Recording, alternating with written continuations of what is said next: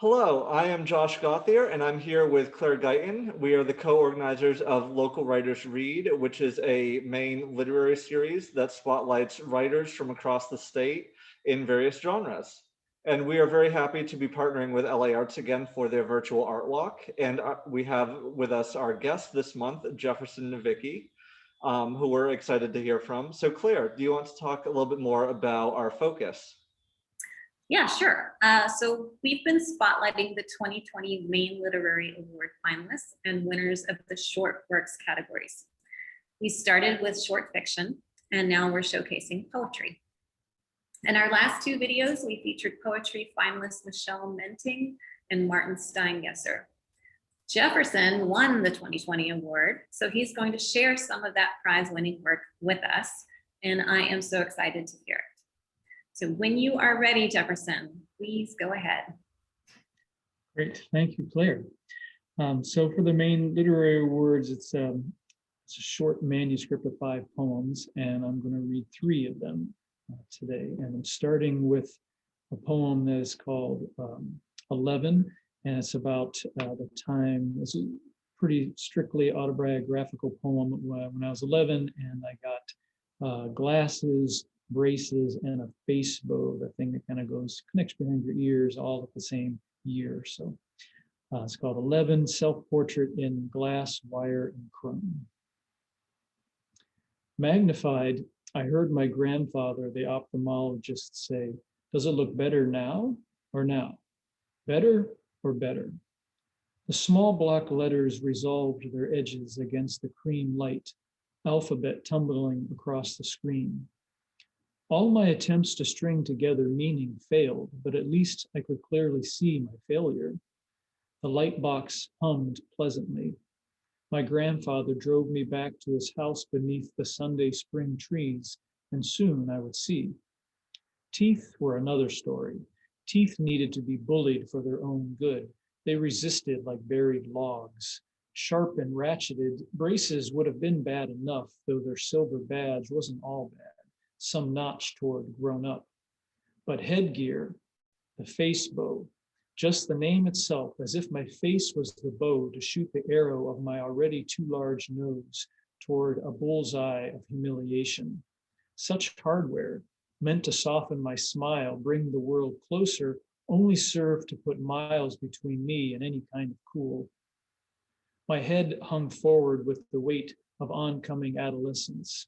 A train whose whistle I heard in the distance, its arrival inevitable, no matter the station or timetable, and whose freight, once unloaded and layered into my body, would make this scaffolding seem simple. A world behind wire is a silent place from which to wait. Metal gates keep so much in, all except breath, that quiet soldier marching forth and home again, to report what wisps he reaches, what small things he brings back. And the second poem is another fairly autobiographical poem. It's about basketball, and I was a pretty serious basketball player in high school and college, and I had a kind of a difficult time of lots of parts of it. It's certainly the basketball culture could be difficult for me to get into, but I also had a lot of trouble just kind of feeling self-conscious in games and just not really playing very well. And it was a real moment of kind of meeting I was a pretty good player, but I couldn't match how good I was when it would come to the games. And the coaches always would say things like I needed to be more assertive, or I needed to have more something better, like courageous or something like that. So the poem is called Guts.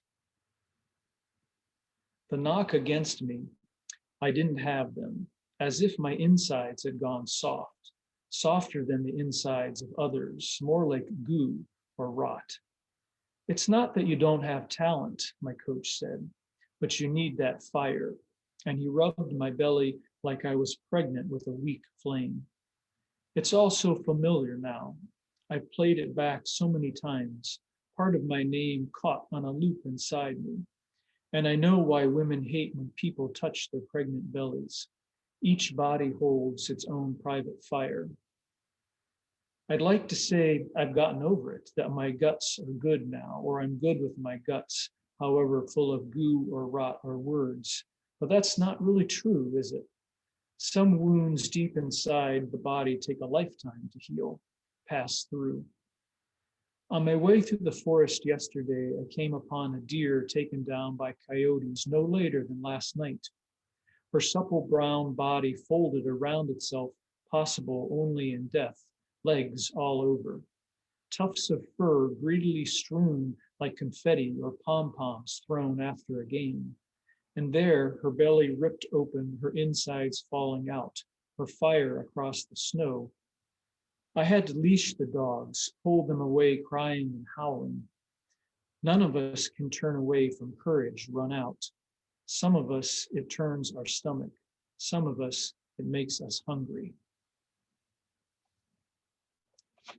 And then this last poem is about the other fathers that we all have in our lives. And by other fathers, I mean grandparents or uncles, but I also mean dogs or places in the woods or maybe a whole river that stand in when your real father isn't available or isn't enough, which is exactly how it should be, because we all need a lot of all the fathers we can get. So it's called Other Fathers. They're floating out there, my string of stand-ins, understudies, minor characters, and backups. One father is a railroad track, and another a watch that kept train times. One father, a gun never shot. Another, the tree who got good at dodging my car. Another, the car, a 78 Impala big as a boat with 2 tank doors. My father, the bank, the good soap, the SWAT, and the cloak. My father, the hat. Another, the man with the hand jive. One father, alone in the bar, asleep, afield, afoot, alive at least. Another father carved deep in the wood, one balance between 2 states. One father told me what he found, another father who should have told me more, but like all shoulds, this one emits a dying sound. One father, a fist snapped and twisted into the face of the poor sap who looked at him wrong. Another, a book splayed on the couch, a thriller in which somebody fucked with the wrong guy and look out, here comes the revenge hammer. Another father is the lever, another the pulley, another the chute, an ornate contraption with a trap door that shuttles me down to my real father, mute, alone, silhouetted, sitting in a chair in a dark room, watching the movie of myself flicker across a screen. He doesn't invite me to sit, but I'm happy to see him so intent to watch for himself in my face. Thanks. Thank you, Jefferson. It's always such a pleasure to hear your work. And so for my question, I'm curious, in Guts in particular, you've got 2 such strong images kind of set side by side with each other, leading up to that line toward the end about seeing courage run out. And I'm curious, did you have those 2 images going into the poem, or was that something you discovered in the exploration, like bringing those 2 things together? Yeah, that's a good question.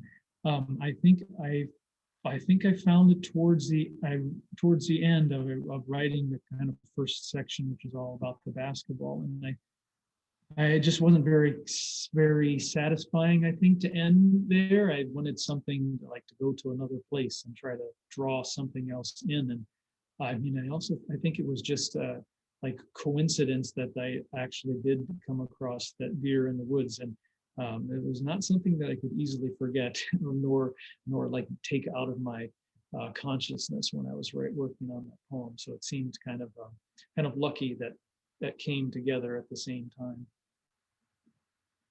It's like a happy quilt, isn't it? The way poets and stories come together sometimes.